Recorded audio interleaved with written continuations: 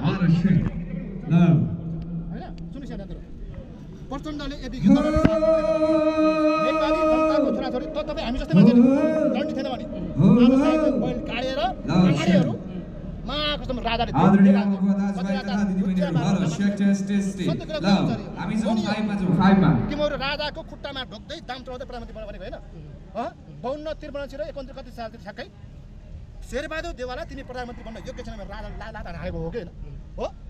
किन ठुलो कुरा गर्छ तिमीले यार